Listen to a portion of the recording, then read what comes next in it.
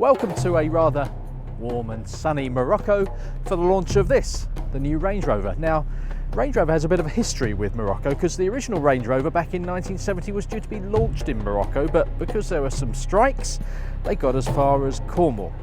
So here we are, 40 odd years on for this, the fourth generation Range Rover. Let's have a look and see if it's any good. So the new Range Rover is slightly longer than the old one, it's slightly wider, which will help the handling, slightly lower too. It's a lot lighter, about 420 kilos, which will help everything from the ride and the handling to the economy and the emissions. But there's a lot of the old Range Rover in the new Range Rover. There's some new technology.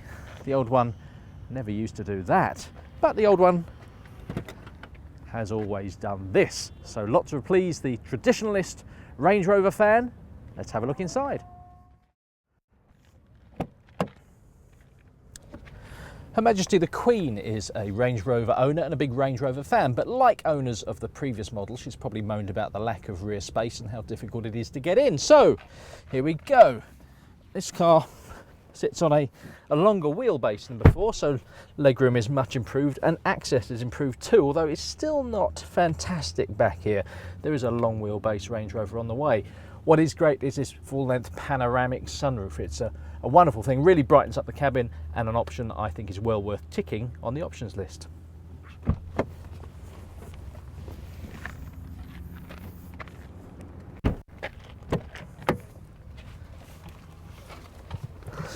Another new thing in the Range Rover are these soft closed doors. You just kind of pull it to and the door closes itself for you. Inside, Range Rover have really up the luxury notch quite a substantial amount. The quality of materials is even better than before. You've still got a TFT screen, but they've taken away 50% of the buttons, which means a lot of it is dealt with on this touch screen, which looks really fancy. And it's got all the electronic gadgets and gizmos that you would expect, including a rather fabulous 1700 watt Meridian Hi-Fi. But what matters most is what's under the bonnet, and there is a new 3-litre V6. Yes, only 3 litres V6 engine, so let's just see how that goes, shall we?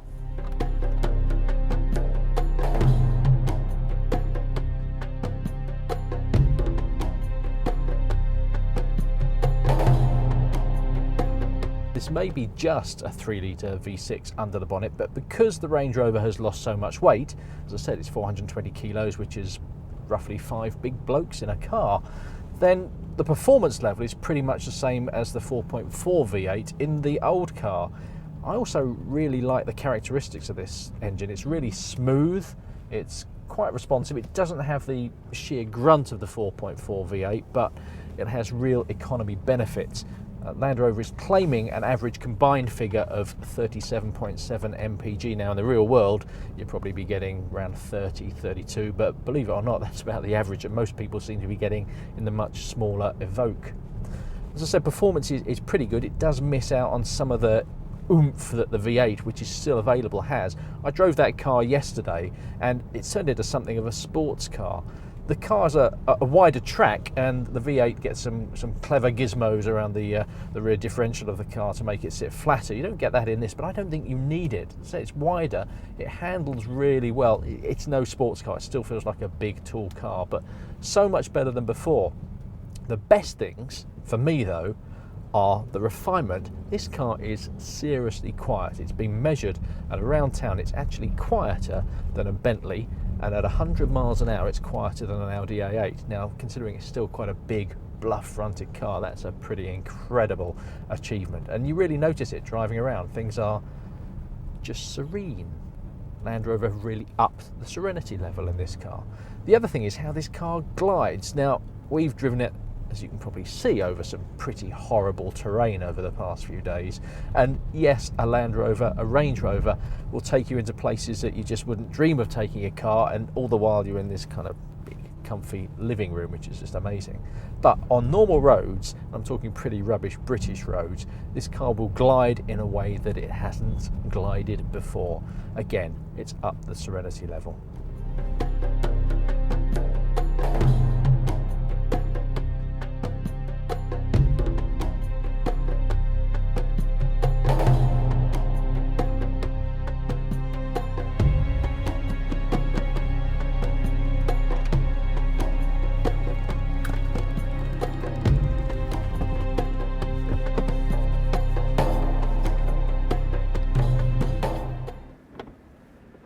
love those little details like that door that shuts itself. So, the all-new Range Rover, 10 years in the making, and has it been worth it? Well, I think so, yes. I love the clever aluminium tech, which makes it so much lighter, so much more efficient, and so much better to drive.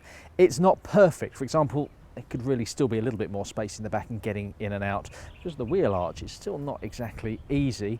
It's very expensive, much more expensive than the old car. Land Rover reckons that most cars will go out of the showroom at between £90,000 and £100,000. That's an awful lot of money.